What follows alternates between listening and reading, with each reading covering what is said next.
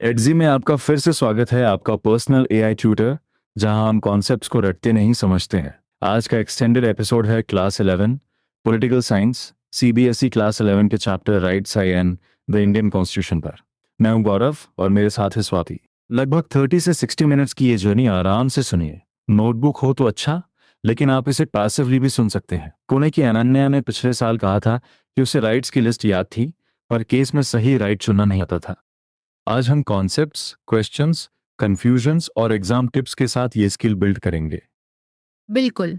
आज हम पहले समझेंगे कि डेमोक्रेसी में राइट्स की जरूरत क्यों होती है, फिर फंडामेंटल राइट्स की nature, right to equality, right to freedom, exploitation, religion और कल्चरल राइट्स पर जाएंगे। उसके बाद constitutional remedies, writs, NHRC, directive principles और फंडामेंटल राइट्स के बीच रिलेशनशिप को कनेक्ट करेंगे। हर बड़े हिस्से के बाद तुम खुद से आंसर रिकॉल करोगे, इसलिए सुनते समय सिर्फ डेफिनेशंस नहीं, रीजनिंग पर ध्यान दें।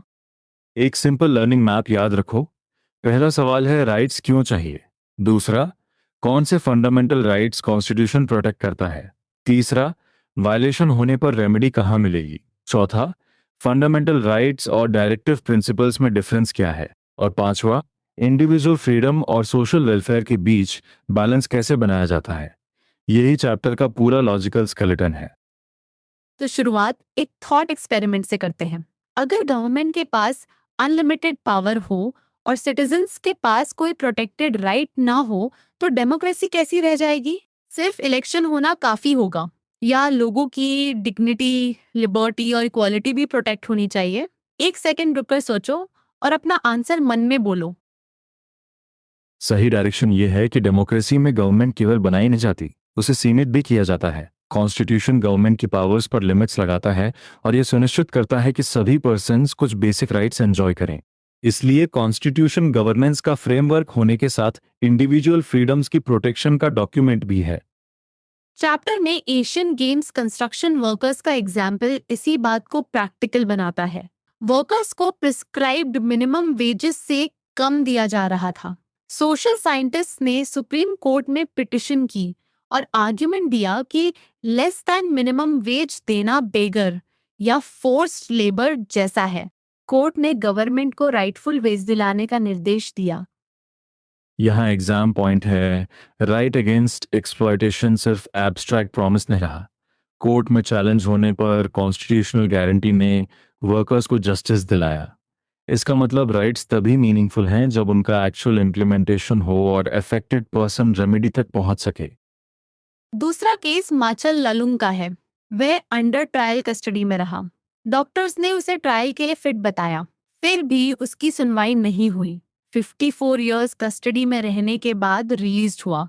यह एग्जाम्पल हमें लाइफ एंड लिबर्टी के साथ फेयर एंड स्पीडी ट्रायल की इम्पोर्टेंस दिखाता है। दोनों एग्जाम्पल्स को कंपेयर करो। वर्कर्स के राइट्स कोर्ट में चैलेंज हुए, इसलिए उन्हें वेजेस मिली। हिमाचल के केस में टाइमली प्रोटेक्शन नहीं मिली, तो कॉन्स्टिट्यूशनल राइट प्रैक्टिकली अनअवेलेबल हो गया। एग्जाम आंसर में यह कंट्रास्ट बहुत यूजफुल है। राइट का होना और राइट का एनफोर्स होना दो अलग बातें हैं। अब मेरा क्वेश्चन, कॉन्स्टिट्यूशन राइट्स को केवल गवर्नमेंट से प्रोटेक्ट करता है या प्राइवेट पर्सन्स और ऑर्गेनाइजेशन से भी? तुम्हारा आंसर क्या आ रहा है?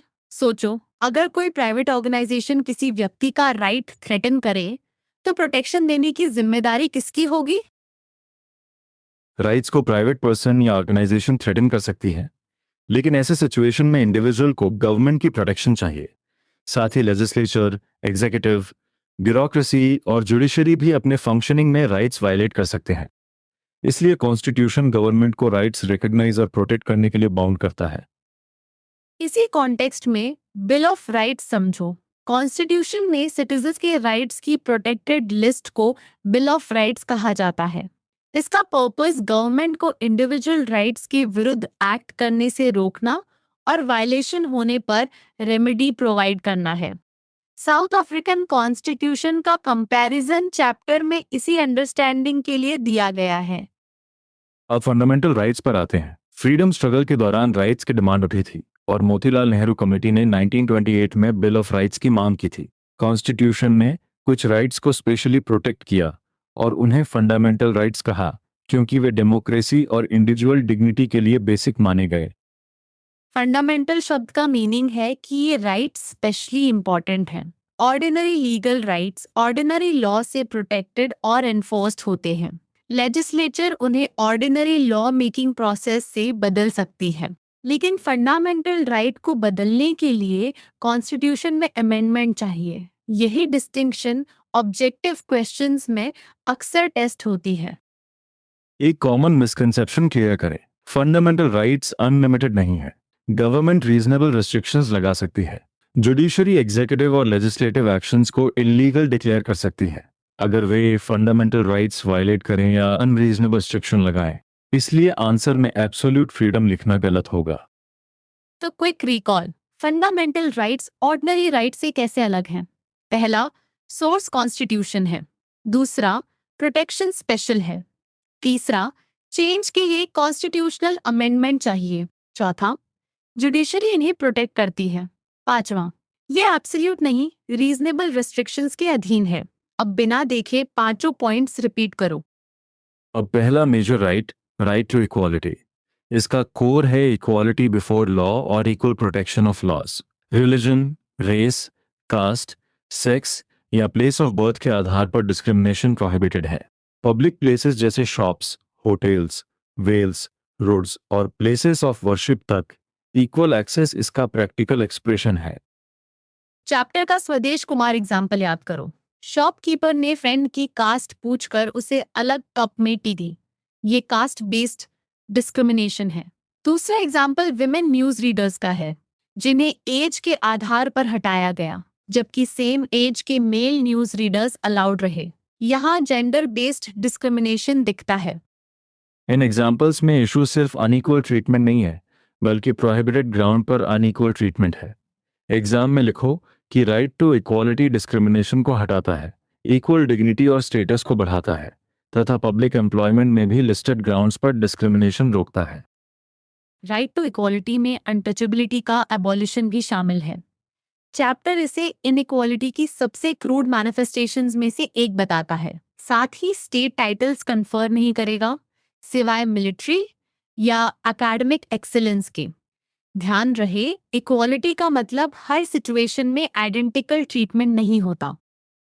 प्रियम्बल इक्वालिटी को इक्वालिटी ऑफ स्टेटस और इक्वालिटी ऑफ अपॉर्चुनिटी के रूप में डिस्क्राइब करता है, लेकिन अगर सोसाइटी में हिस्टोरिकल और सोशल इनइक्वालिटीज हों तो इक्वल अपॉर्चुनिटी के लिए स्पेशल मेजर्स की जरूरत हो सकती है। कॉन्स्टिट्यूशन चिल्ड्रन, विमेन और socially and educationally backward classes के लिए स्कीम्स की अनुमति देता है। यही रिजर्वेशन को लेकर कंफ्यूजन आता है। कुछ स्टूडेंट्स पूछते हैं, अगर इक्वालिटी है तो रिजर्वेशन क्यों? चैप्टर के अनुसार आर्टिकल 16 सबसेक्शन 4 क्लैरिफाई करता है कि बैकवर्ड क्लासेस के लिए रिजर्वेशन को राइट टू इक्वालिटी का वायलेशन नहीं माना जाएगा। इसका पर्पस इक्वालिटी ऑफ अपॉर्चुनिटी को फुलफिल करना है। अब हदिबंधु वाले जज एक्सरसाइज पर सोचो। दलित कम्युनिटी के लोगों ने ह्यूमिलेटिंग कस्टमरी वर्क से मना किया और रिवेंज में विमेन को बीट किया गया। फैक्ट सही मानकर इसमें डिग्निटी, इक्वालिटी और एक्सप्लॉयटेशन से जुड़े वायलेशंस दिखाई देते हैं। कोर्ट ओरिएंटेड आंसर में गवर्नमेंट से प्रोटेक्शन, इन्वेस्टिगेशन और राइट्स एनफोर्समेंट की मांग रखी जा सकती है। एक छोटा टेस्ट, अगर पब्लिक एम्प्लॉयमेंट में किसी को केवल कास्ट या सेक्स के आधार पर अवसर न मिले तो कौन सा राइट रेलेवेंट होगा? राइट टू फ्रीडम नहीं, राइट टू इक्वालिटी। अगर चाइल्ड को हैजार्डस जॉब में लगाया जाए तो आंसर बदल जाएगा। क्लासिफिकेशन करते समय फैक्ट्स के कीवर्ड्स पकड़ना सीखो। अब हम राइट टू फ्रीडम में एंटर कर रहे हैं। इक्वालिटी और लिबर्टी डेमोक्रेसी के दो एसेंशियल राइट्स हैं। लिबर्टी का अर्थ थॉट, एक्सप्रेशन और एक्शन की फ्रीडम है, लेकिन इसका अर्थ ये नहीं कि व्यक्ति दूसरों की फ्रीडम या लॉ एंड ऑर्डर को एंडेंजर कर सकता है। राइट टू फ्रीडम के अंतर्गत speech and expression, peaceful assembly, associations या यूनियंस बनाना, पूरे इंडिया में मूव करना, किसी भी पार्ट में रिसाइड और सेटल करना तथा प्रोफेशन, ऑक्यूपेशन, ट्रेड या बिजनेस करना शामिल है। लेकिन इन फ्रीडम्स पर पब्लिक ऑर्डर, पीस और मोरालिटी जैसी रिस्ट्रिक्शंस हो सकती हैं। Right to life and personal liberty इसका फोरमोस्ट हिस्सा है। किसी व्यक्ति को लाइफ या पर्सनल लिबर्टी से केवल प्रोसीजर एस्टैब्लिश्ड बाय लॉ के अनुसार ही डिप्राइव किया जा सकता है। अरेस्ट होने पर ग्राउंड्स बताना, लॉयर से डिफेंड करने का अवसर और 24 आवर्स के भीतर नियरेस्ट मजिस्ट्रेट के सामने पेश करना इंपॉर्टेंट सेफगार्ड्स हैं। यहाँ 24 आवर्स वाली डिटेल मिस मत करना। मैजिस्ट्रेट पुलिस का हिस्सा नहीं होता और वह डिसाइड करता है कि अरेस्ट जस्टिफाइड है या नहीं। सुप्रीम कोर्ट ने लाइफ का स्कोप भी एक्सपैंड किया है। इसमें ह्यूमन डिग्निटी, एक्सप्लॉयटेशन से फ्रीडम, शेल्टर और लाइवलीहुड जैसे एस्पेक्ट्स शामिल माने गए हैं। आप प्रिवेंटिव डिटेंशन समझते हैं? ऑर्डिनरी अरेस्ट रिपोर्टेड ऑफेंस के बाद होता है। प्रिवेंटिव डिटेंशन में गवर्नमेंट अप्रीहेंड करती है कि व्यक्ति अनलॉफुल एक्टिविटी या पीस एंड सिक्योरिटी के लिए थ्रेट बन सकता है और उसे कुछ समय के लिए डिटेन किया जा सकता है। 3 मंथ्स के बाद एडवाइजरी बोर्ड रिव्यू करता है। प्रिवेंटिव डिटेंशन का टेंशन समझना जरूरी है। गवर्नमेंट इसे सिक्योरिटी के लिए टूल मान सकती है, लेकिन चैप्टर बताता है कि इसका मिसयूज भी हुआ है। इसलिए ग्रेटर सेफगार्ड्स की मांग उठती है।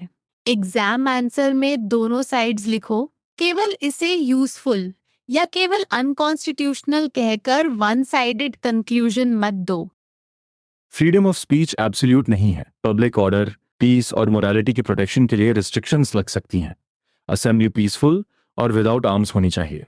एडमिनिस्ट्रेशन कुछ एरियाज में 5 और मोर पर्सन्स की असेंबली को अनलॉफुल डिक्लेयर कर सकता है, लेकिन ऐसे पावर्स के मिसयूज की संभावना भी चैप्टर दिखाता है। अब अक्यूज्ड के राइट्स, चार्ज्ड होना और गिल्टी होना सेम नहीं है। कोर्ट गिल्टी पाए तभी व्यक्ति गिल्टी माना जाएगा। फेयर ट्रायल के लिए 3 प्रोटेक्शंस याद रखो। सेम ऑफेंस के लिए 2 बार पनिशमेंट नहीं। बैकडेट से किसी एक्शन को इलीगल डिक्लेयर नहीं किया जा सकता और अक्यूज्ड को सेल्फ इंक्रिमिनेशन के लिए मजबूर नहीं किया जा सकता। एक एक्टिव रिकॉल। अगर डॉक्यूमेंट्री गवर्नमेंट पॉलिसीज को क्रिटिसाइज करती है तो कौन सा फ्रीडम इन्वॉल्व है? Speech and expression. अगर डिस्प्लेस्ड पीपल रिहैबिलिटेशन मांगने के लिए रैली निकालते हैं तो पीसफुल असेंबली और एक्सप्रेशन दोनों रेलेवेंट हो सकते हैं, सब्जेक्ट टू लॉफुल रिस्ट्रिक्शंस। यहाँ एडजी का एक छोटा स्टडी यूज हो सकता है। अगर तुम्हें प्रिवेंटिव डिटेंशन और ऑर्डिनरी अरेस्ट का डिफरेंस कंफ्यूजिंग लगे तो एडजी के एआई ट्यूटर से एग्जैक्ट डाउट पूछो और आंसर को स्टेप बाय स्टेप चैलेंज करो। फिर बिना नोट्स देखे दोनों टर्म्स अपने शब्दों में एक्सप्लेन करो। अब right against exploitation.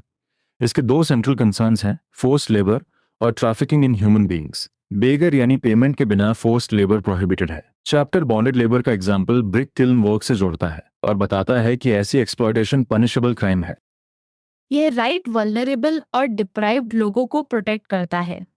Constitution children below 14 years को फैक्ट्रीज और माइंस जैसे डेंजरस जॉब्स में एम्प्लॉय करने से रोकता है। चाइल्ड लेबर इलीगल होने और right to education fundamental right बनने से प्रोटेक्शन और मीनिंगफुल हो जाती है। एशियन गेम्स वर्कर्स का केस फिर कनेक्ट करो। मिनिमम प्रिस्क्राइब्ड वेज से कम पेमेंट को कोर्ट ने बेगर या फोर्स्ड लेबर के कॉन्टेक्स्ट में देखा। इसलिए क्वेश्चन में मिनिमम वेजेस ना देना आए तो राइट अगेंस्ट एक्सप्लॉयटेशन का लिंक आइडेंटिफाई करना चाहिए। केवल पॉवर्टी लिखना पर्याप्त नहीं होगा। Quick check.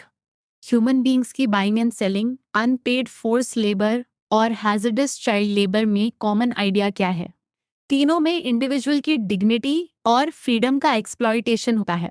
अब हेडिंग्स याद करो। Traffic in human beings, force labour और चिल्ड्रन इन हैजर्डस एम्प्लॉयमेंट। अब right to freedom of religion. Democracy में हर व्यक्ति को अपनी चॉइस का रिलीजन फॉलो करने की फ्रीडम मिलती है। फ्रीडम ऑफ कॉन्शियंस का मतलब है कि व्यक्ति कोई रिलीजन चूज कर सकता है या कोई रिलीजन फॉलो न करने का डिसीजन भी ले सकता है। इस राइट में प्रोफेस, प्रैक्टिस और प्रोपगेट करना शामिल है, लेकिन प्रोपगेट का मतलब फोर्सेबल कन्वर्जन नहीं है। व्यक्ति अपने रिलीजन की इंफॉर्मेशन दे सकता है और दूसरों को अट्रैक्ट या परसुएट कर सकता है, पर इंटिमिडेशन या फोर्स से कन्वर्जन कॉन्स्टिट्यूशन अलाउ नहीं करता। यह डिस्टिंक्शन एग्जाम में बहुत इंपॉर्टेंट है। Freedom of religion public order, morality और हेल्थ के अधीन है। गवर्नमेंट सोशल इविल्स को हटाने के लिए रिलीजियस मैटर्स में इंटरवेंशन कर सकती है। चैप्टर सती, बिगमी और ह्यूमन सैक्रिफाइस पर रिस्ट्रिक्शंस के एग्जांपल्स देता है, इसलिए रिलीजियस फ्रीडम का आंसर लिखते समय लिमिटेशन जरूर मेंशन करना। अब सेक्युलरिज्म का लिंक। इंडिया का कोई ऑफिशियल रिलीजन नहीं है। पब्लिक ऑफिस जैसे प्राइम मिनिस्टर, प्रेसिडेंट या जज बनने के लिए किसी पर्टिकुलर रिलीजन से बिलोंग करना जरूरी नहीं। स्टेट इंस्टीट्यूशंस किसी रिलीजन को फेवर या प्रीच नहीं करेंगे। गोल है डिफरेंट रिलीजन्स को इक्वल ट्रीटमेंट देना। एक सटल पॉइंट, गवर्नमेंट का इक्वल ट्रीटमेंट केवल पॉजिटिव फेवर न करने तक सीमित नहीं है। रिलीजन के बेसिस पर पब्लिक एम्प्लॉयमेंट में डिस्क्रिमिनेशन भी नहीं होना चाहिए। इस तरह राइट टू इक्वालिटी और फ्रीडम ऑफ रिलीजन एक दूसरे को सपोर्ट करते हैं। चैप्टर में राइट्स को आइसोलेटेड बॉक्सेस की तरह नहीं, कनेक्टेड फ्रेमवर्क की तरह पढ़ो। अब cultural and educational rights. India monolithic society नहीं है। हमारी डाइवर्सिटी में लैंग्वेज, स्क्रिप्ट, रिलीजन और कल्चर के कई ग्रुप्स हैं। कॉन्स्टिट्यूशन मानता है कि डाइवर्सिटी स्ट्रेंथ है, इसलिए माइनॉरिटीज को अपनी लैंग्वेज, कल्चर और स्क्रिप्ट कंजर्व तथा डेवलप करने का राइट दिया गया है। माइनॉरिटी स्टेटस केवल रिलीजन पर डिपेंड नहीं करता, लिंग्विस्टिक और कल्चरल माइनॉरिटीज भी इंक्लूडेड हैं। रिलीजियस या लिंग्विस्टिक माइनॉरिटीज अपनी एजुकेशनल इंस्टीट्यूशंस एस्टैब्लिश कर सकती हैं। गवर्नमेंट एड देते समय केवल इस आधार पर डिस्क्रिमिनेशन नहीं कर सकती कि इंस्टीट्यूशन माइनॉरिटी कम्युनिटी मैनेज कर रही है। कॉमन कंफ्यूजन यह है कि माइनॉरिटी इंस्टीट्यूशन का मतलब केवल माइनॉरिटी चिल्ड्रन के लिए रिजर्व्ड इंस्टीट्यूशन नहीं होता। चैप्टर का फोकस है कल्चर प्रिजर्व करने और इंस्टीट्यूशन एस्टैब्लिश करने का राइट। इसलिए ऑप्शंस पढ़ते समय एब्सोल्यूट वर्ड्स जैसे ओनली, मस्ट और एक्सेप्ट केयरफुली चेक करना। अब एक रिकॉल क्वेश्चन, आंध्र सोसाइटी अगर आंध्र प्रदेश के बाहर तेलुगु मीडियम स्कूल्स चलाती है तो कौन सा फंडामेंटल राइट रेलेवेंट होगा? कल्चरल एंड एजुकेशनल राइट्स, क्योंकि लिंग्विस्टिक कम्युनिटी अपनी लैंग्वेज और कल्चर को प्रिजर्व करने के लिए एजुकेशनल इंस्टीट्यूशन एस्टैब्लिश कर रही है। अब हम चैप्टर के प्रोटेक्टिव मैकेनिज्म पर पहुंच गए हैं। राइट्स की लिस्ट इम्प्रेसिव हो सकती है, लेकिन अगर वायलेशन के बाद कोर्ट जाने का रास्ता न हो तो राइट्स प्रैक्टिकल नहीं बनेंगे।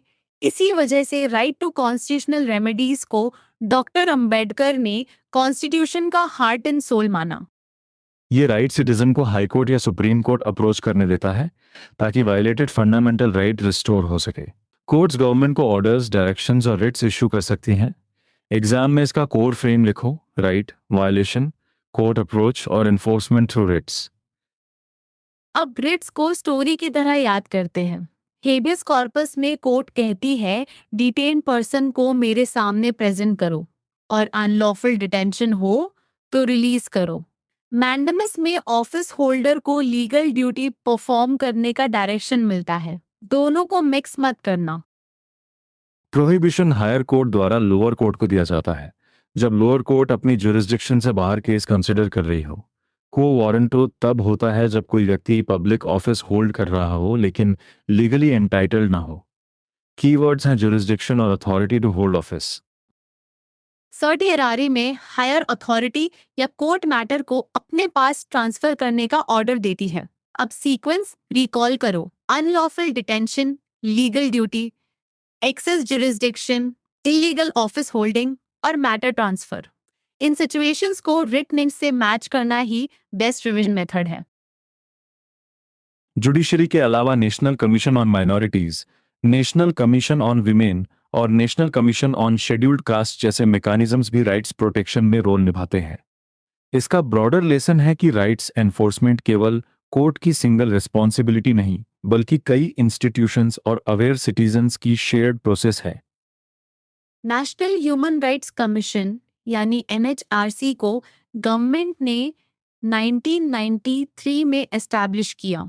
इसका फोकस ह्यूमन राइट्स वायलेशंस की इंक्वायरी, जेल्स का इंस्पेक्शन और ह्यूमन राइट्स रिसर्च पर है। विक्टिम की पिटीशन पर या अपनी इनिशिएटिव से इंक्वायरी की जा सकती है।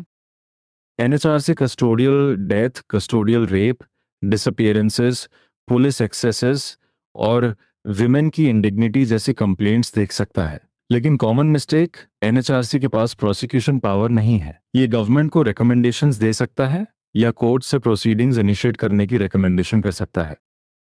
इस सेक्शन का सेंट्रल क्वेश्चन है, कॉन्स्टिट्यूशन में राइट लिख देना इनफ है? नहीं। पुअर, इलिटरेट और डिप्राइव्ड सेक्शंस भी उसे एक्सरसाइज कर पाए तभी राइट मीनिंगफुल है। इसलिए पीयूसीएल और पीयूडीआर जैसे वॉचडॉग ऑर्गेनाइजेशंस और एनएचआरसी इम्प्लीमेंटेशन को सपोर्ट करते हैं। अब directive principles of state policy. Constitution makers social और इकोनॉमिक इक्वालिटी तथा पब्लिक वेलबींग अचीव करना चाहते थे, लेकिन उन्होंने फ्यूचर गवर्नमेंट्स को स्पेसिफिक पॉलिसी डिसीजन से लीगली बाइंड नहीं किया। इसलिए गाइडलाइंस दी गई जिन्हें कोर्ट्स एनफोर्स नहीं कर सकती। इन्हें नॉन जस्टिशिएबल कहा जाता है। डायरेक्टिव प्रिंसिपल्स मेनली 3 चीजें कंटेन करते हैं, सोसाइटी के गोल्स और ऑब्जेक्टिव्स, फंडामेंटल राइट्स के अलावा इंडिविजुअल्स के लिए डिजायर्ड राइट्स और गवर्नमेंट की पॉलिसीज। इनका लीगल एनफोर्समेंट नहीं है, पर मॉरल फोर्स और पब्लिक अकाउंटेबिलिटी के थ्रू गवर्नमेंट से इम्प्लीमेंटेशन की अपेक्षा की जाती है। चैप्टर में zamindari abolition, nationalisation of banks, factory laws, minimum wages, cottage industries, reservation measures, education, panchayati raj, employment guarantee programmes और मिड डे मील स्कीम जैसे एफर्ट्स दिए गए हैं। इन्हें डायरेक्टिव प्रिंसिपल्स को प्रैक्टिकल इफेक्ट देने के एग्जाम्पल्स की तरह यूज कर सकते हो।